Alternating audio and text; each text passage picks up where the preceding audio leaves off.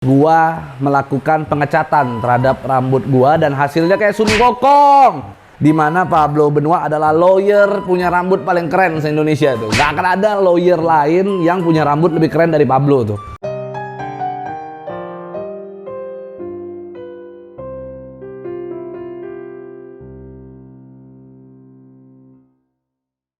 Assalamualaikum warahmatullahi wabarakatuh. Apa kabar semuanya?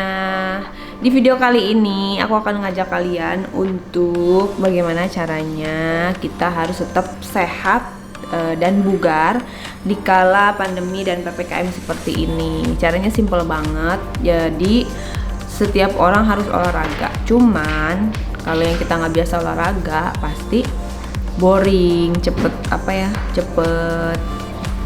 lupa yang cepet udahan deh kayak gitu-gitu. Nah seperti itu. Jadi tips-tips bagaimana tetap konsisten, tetap semangat olahraganya. Salah satunya yaitu yang pertama adalah kita harus menuju ke tempat-tempat bukan keramaian ya, ke tempat-tempat yang bisa memanjakan mata kita. Jadi kita harus ke tempat-tempat yang indah. Kayak di sini kan di dekat rumah ada danau lumayan luas dan ada pemandangan. Jadi kita ke sana. Sebenarnya bisa sih olahraga di depan rumah gitu, keliling komplek, cuman boring gitu. Jadi pengen cepet udahan. Nah, ke tempat-tempat yang indah. Yang kedua, cari udara yang sejuk. Bisa untuk refresh dan otak kita juga biar lebih fresh kayak gitu. Terus ketemu dengan orang-orang yang sefrekuensi. Misalnya nanti kita di tempat danau itu ada trek jogging yang orang lain juga pada lari pagi. Jadi kita sama-sama termotivasi untuk wah dia juga bisa nih, ibu-ibu yang lebih gendut aja bisa, masa aku nggak bisa, ayo semangat gitu.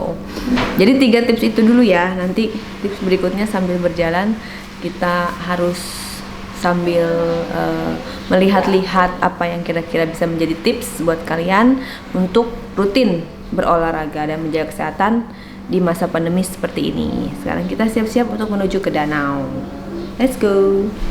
Lalu ia mengambil dari kantong. Terus tip yang selanjutnya, memakai pakaian olahraga yang bagus. Kalau kalian punya apa aja yang bagus pakai biar lebih semangat gitu loh. Apa aja yang bisa bikin semangat untuk olahraga harus digunakan. Kayak aku nih pakai topi ini, walaupun nyambung gak sih, tapi ya udah biar semangat aja gitu kita pakai ya.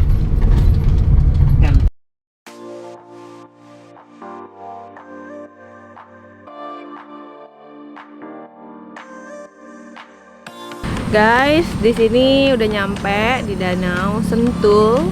Tuh di belakangnya udah ada cakep banget danau dan juga ada resto tapi belum buka karena masih pagi. Dan di keliling danau itu ada trek jogging yang mengelilingi danau tersebut.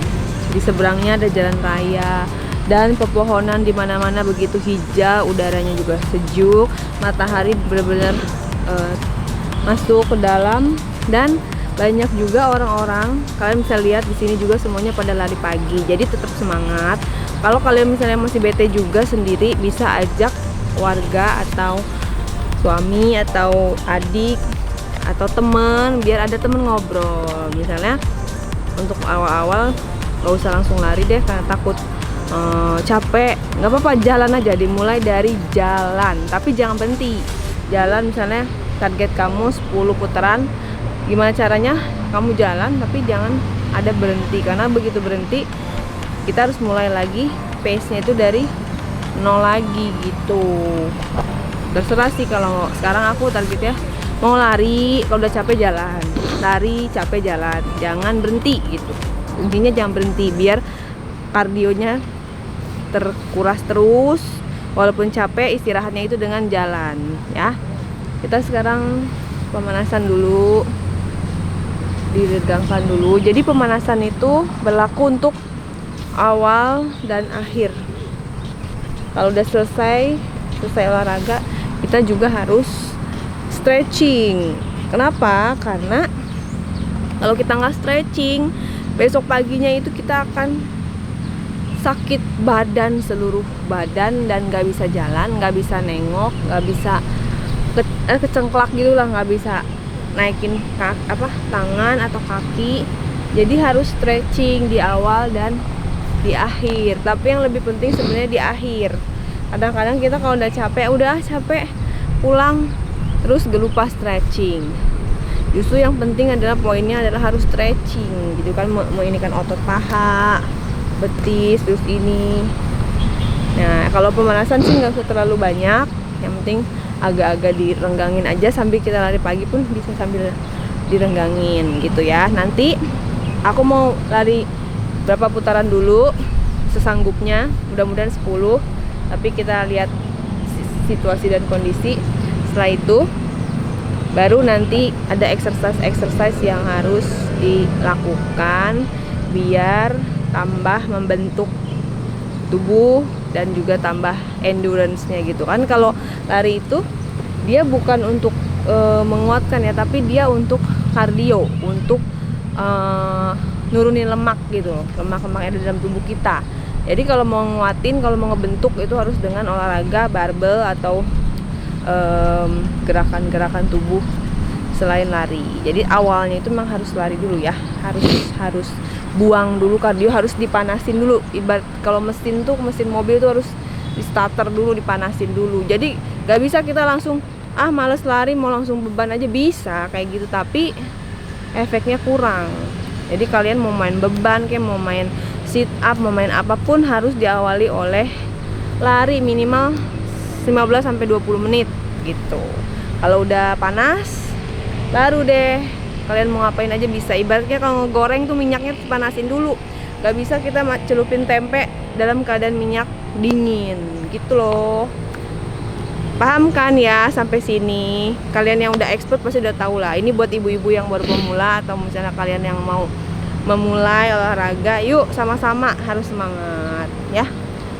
Kalau bukan sekarang, bukan dari diri kita, terus kalau bukan kita yang memotivasi, siapa lagi? Jadi nggak usah nunggu teman, nggak usah nunggu siapa yang ngajak, kita harus bergerak langsung buat kesehatan kita, buat umur kita panjang, buat aktivitas kita juga lebih baik gitu.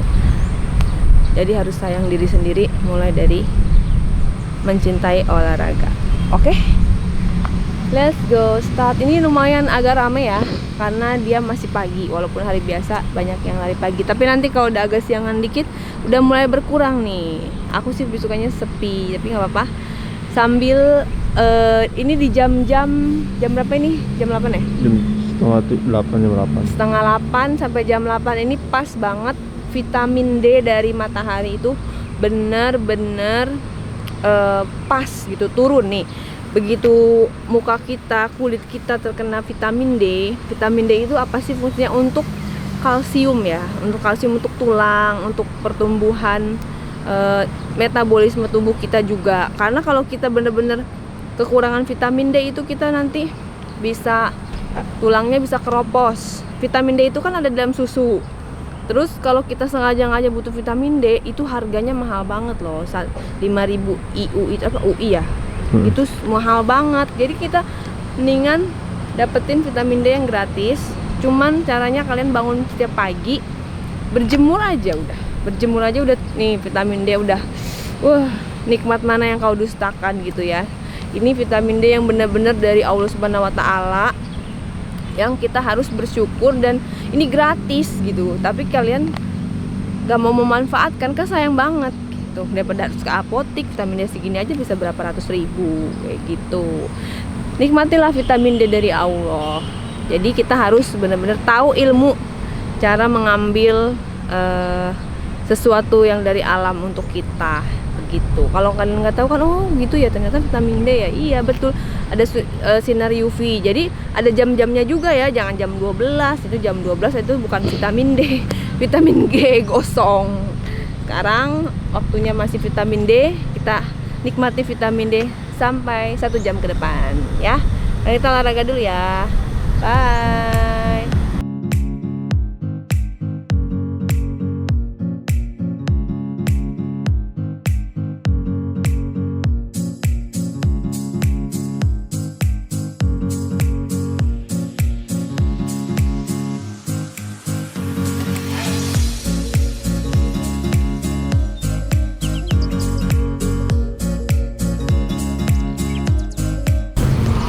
Nah, di tempat danau kayak gini kan indah banget ya. Sejuk, terus seger lah, penghijauan, mata juga ini. Nah, kalau misalnya kalian udah berapa keliling masih bosan juga, bisa memakai iPod ya, earpiece. Jadi dengerin musik yang kalian suka, lari-lari, akhirnya gak berasa tiba-tiba udah 10 putaran. Tapi karena aku nggak bawa, jadi aku nggak terlalu suka lari sambil dengerin musik. Mungkin aja buat kalian yang cocok bisa menggunakan tips tersebut agar larinya tuh nggak berasa. Kalau misalnya larinya sambil nonton film Korea, drakor, susah ya, nanti nggak fokus. Jadi dengerin musik aja sambil lihat ke depan. Terus yang lebih efektifnya lagi, yang lebih afdolnya lagi, bisa kalian pakai jam tangan yang ada detak jantungnya itu loh. Terus yang bisa ngeliatin pace-nya kalian itu, pace-nya tuh udah berapa detak jantungnya. Jadi kalau udah over, kalian bisa kurangi dengan jalan. Nah, itu berguna banget jam tangan. Cuman aku memang nggak suka pakai jam tangan kayak gitu. Tapi buat kalian yang mau nggak boring olahraganya, bisa menggunakan jam tangan yang kayak gitu, yang bisa dengerin musik sekalian, pakai speaker Bluetooth, earphone Bluetooth ya. Terus bisa ngeliatin, ngedeteksi detak jantung dan kita udah lari berapa kilometer. Itu bisa dilihat. Banyak kok merek-merek yang udah ada juga, merek-merek Cina, merek-merek seperti iPhone atau Apple gitu ada. Nah, itu bagian dari tips yang selanjutnya. Jadi aku masih mau lari lagi sampai capek, baru nanti setelah itu kita pembentukan sedikit aja, kita kasih tipsnya buat kamu ya. Saling berbagi lah. Kalau misalnya aku bukan orang yang ahli olahraga karena badan aku juga belum kurus banget, tapi seenggaknya kita bisa sharing kebaikan untuk kamu. Oke guys, sebentar lagi. Bismillahirrahmanirrahim.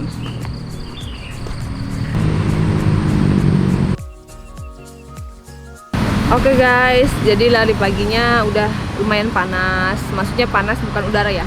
Badan aku udah mulai panas, berarti udah siap untuk pembentukan. Kita pakai sarung tangan dulu biar nggak kotor dan biar nggak cedera, biar nggak lecet. Jadi kita memanfaatkan ambience yang ada di sini aja. Nggak usah bawa-bawa barbel, apa karpet yoga atau apapun itu, kita memanfaatkan sesuatu yang ada di sini biar lebih berkaitan dengan alam. Jadi kita bisa push up di sini, di tempat duduk ini. 1, 2. Kalau belum kuat sampai bawah nggak apa-apa ya, yang penting belajar push up.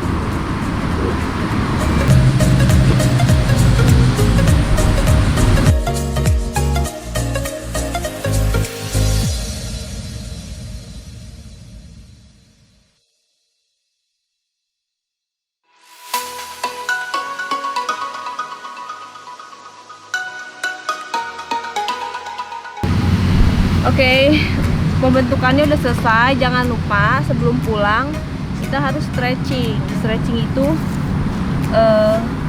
pelonggaran otot-otot. Jadi ditarik biar supaya besok pagi nggak sakit bangun tidurnya.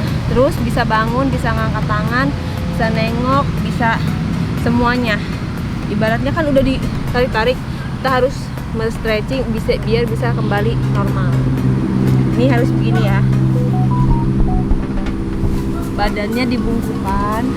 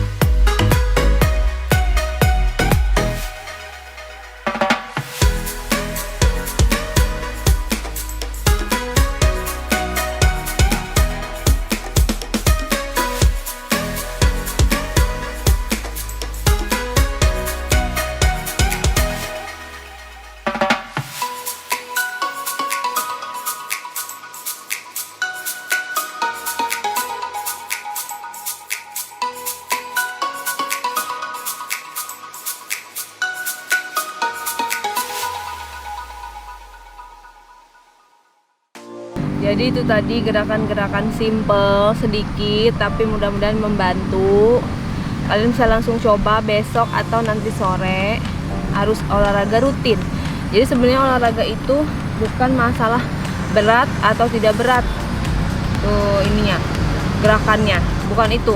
Tapi yang paling penting adalah buat kita pemula itu harus rutin.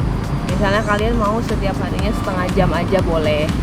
Mau dimulai misalnya kalau untuk kalian yang gendut banget, kalau yang gendut banget kan berat mungkin ya, lari terlalu capek berat, jadi diawali dari jalan cepat, jalan terus nanti udah bisa ini lari.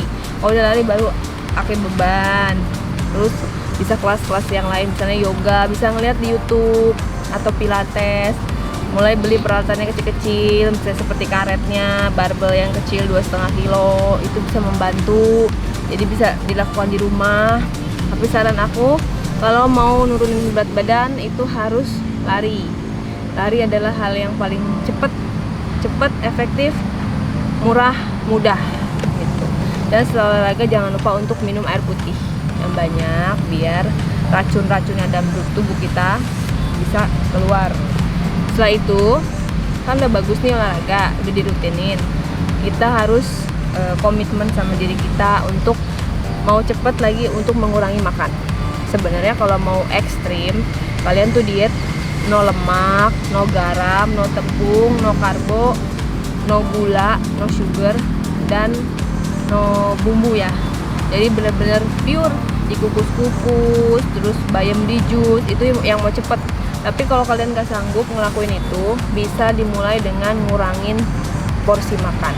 Makan apa aja boleh, tapi porsinya dikit. Mulai dari situ, mulai dari jalan. Itu hal yang paling ringan yang bisa dilakukan untuk orang-orang yang belum pernah olahraga, males olahraga, terus merasa badannya gemuk banget, tapi kita senang makan nih, gimana caranya? Ya udah makan, tetap makan, tapi sekali makan porsinya harus dikurangin. Itu aja. Kalau mau cepet, jangan makan berlemak, jangan makan gula, jangan makan tepung, jangan makan nasi, jangan makan malam. Saya apalagi buat ibu-ibu yang suka masak buat anak-anaknya, terus masak buat suaminya, kan harus cobain tuh, mau nggak mau ngiler, akhirnya ikutan makan. Jadi kita harus smart gitu ya. Gimana nih caranya? Sedangkan suami pengennya makannya kita yang masak dan kita harus cobain. Ya udah cobain sedikit, tapi pas suami makan kita jangan ikut makan. Bisa kegiatan yang lain supaya mengalihkan gitu. Kalau misalnya benar-benar mau ekstrim, jangan makan malam. Terus kalau malam lapar gimana? Minum air putih yang banyak. Air putih terus sampai kenyang. Makannya lagi besok paginya. Gitu. Terus kalau mau cepet lagi, makan sama pergi tidur. Misalnya kita bangun tidur, jangan langsung makan. Harus kasih jeda 4 jam setelah bangun tidur baru kita bisa makan. Jadi perut harus kosong 4 jam. Terus kalau kita mau pergi tidur, itu makan juga harus dikosongin 4 jam. Misalnya kita mau tidur jam 11 dikurangi 4 berarti berapa, Pi? 8. Hah? Jam 7, 11, jam 8. 11, Jam 7. 7. Berarti terakhir makan jam 7. Kalau kita mau tidurnya jam 11. Itu emang agak sulit. Aku pun belum bisa melakukan itu, tapi which is kita berbagi ya. Mudah-mudahan kalian yang lebih termotivasi bisa lebih cepat dari aku loh. Jadi sebenarnya ngurangin berat badan, menjaga kesehatan itu sebenarnya tergantung motivasi, tergantung niat gitu. Mau olahraga seberat apapun, mau diet seketat apapun, tapi kalau kita niatnya nggak sungguh-sungguh, itu bakalan fluktuatif, bakalan kurus, tiba-tiba nanti gendut lagi karena mengalami tingkat stres gitu. Jangan sampai stres. Kita melakukan itu kuncinya biar nggak stres. Kenapa? Gimana? Cukup tidurnya, jangan bergadang, terus jangan diforsir. Kalau kita diforsir, kalau kita terlalu ketat di awal-awal, itu bakal bisa meningkatkan kekapokan ya. Jadi kayak aduh udah deh speechless, sedangkan gue udah seketat ini, udah seforsir ini masih gendut juga. Akhirnya lapar, membabi buta, terus makan. Nah itu yang dihindari. Jadi sebenarnya sedikit demi sedikit tapi rutin dan disiplin, itu kuncinya. Itu dulu aku bisa terapkan dan itu works pada saat aku melahirkan Eren, melahirkan Tamir, melahirkan Eren. Melahirkan Eren, melahirkan Tamir, itu aku sukses 6 bulan aku balik ke semula. Tapi sekarang nggak sukses karena aku sempat masuk sekolah dan itu psikis kita terganggu. Jadi dari tingkat kesetresan itu bisa membuat semuanya menjadi hancur. Pada saat aku melahirkan, padahal naik berat badannya 26 kilo, lebih naik daripada yang masuk sekolah ini. Tapi pada saat melahirkan nggak stres, jadi bisa langsung turun dan bisa langsung terjaga. Nah, pada saat kita mengalami masalah, musibah yang begitu menekan psikis kita, akhirnya metabolisme dan pola makan tidak terkontrol. Nah, sekarang aku lagi masa untuk mengembalikan, tapi sih tidak ditarget, sedikit demi sedikit, tapi mudah-mudahan mencapai target seperti sebelumnya gitu. Sekarang kan berat badan ukuran baju aku L, mudah-mudahan bisa seperti dulu menjadi S, bahkan XS. Tapi itu harus niat yang kuat ya. Kalau misalnya sama satu lagi, kalau misalnya selain sehat mau nurunin berat badan, itu butuh dukungan dari keluarga. Misalnya keluarga kita, kayak dulu aku habis melahirkan, aku minta sama keluargaku untuk nggak makan mie di depan aku, nggak makan permen di depan aku, nggak makan nasi di depan aku. Pokoknya semua ada makanan gorengan segala macam, umpetin dari penglihatan aku. Dulu aku saking ketatnya kayak gitu.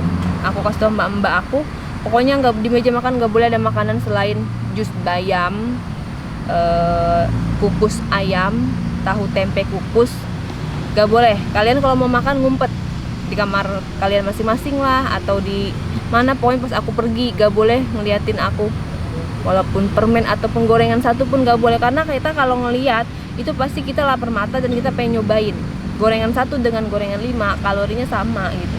Jadi lebih baik orang rumah ya, supporting system kita harus mendukung program pengembalian berat badan kita gitu. Itu sih yang paling penting, karena kalau kita sendiri berusaha terus orang-orang sekeliling kita makan seenaknya depan kita, akhirnya jadi gagal gitu. Karena sifat manusia itu nggak boleh ngelihat, pasti kalau ngelihat pasti mau, walaupun cuma satu, nyicipin doang gitu, penasaran lidahnya. Nah itu dia. Terus mulai bersahabat dengan buah-buahan, sayur-sayuran. Jadi mulai ke pasar. Kalau misalnya di supermarket kan buah-buahan sama sayur-sayuran kan agak mahal. Jadi bisa belinya di pasar, di tempat yang kalian udah tawar-menawar, yang udah langganan. Jadi rutin tuh setiap hari mengkonsumsi apa? Jus lemon, kasih cuka apel, terus kasih kayu manis. Itu bisa membersihkan usus dan mengempeskan perut. Tapi emang agak asem banget, cuman itu adalah obat mah yang paling mujarab. Banyak ya tips dari aku ya kali ini ya. Pokoknya kalian tuh harus termotivasi lah. Harus, misalnya gimana caranya kita termotivasi? Kita lihat video-video nih yang badannya bagus, misalnya model-model Victoria's Secret, misalnya badan siapa lagi, Jello misalnya. Itu kan badannya dia udah nenek-nenek 50 lebih gitu ya, hampir 60 tahun tapi badan masih bagus. Nah, itu kita harus termotivasi sama itu. Follow Instagram yang memberikan kita keinginan untuk gue pengen kurus, gue pengen olahraga. Itu salah satunya. Jadi lingkungan kita, pikiran kita, penglihatan kita, pendengaran kita itu dijaga untuk sesuatu yang mendukung dengan program berat badan ideal dan hidup sehat gitu. Jadi kita harus ada di lingkungan itu, kalau kita nggak ada di lingkungan itu, kita harus menciptakan lingkungan itu. Kita harus mempengaruhi orang-orang sekitar untuk ikut olahraga sama kita juga gitu, supaya program kita tersukseskan kayak gitu. Mudah-mudahan bermanfaat tips dari aku. Kira-kira kalian mau dikasih tips apa lagi ya?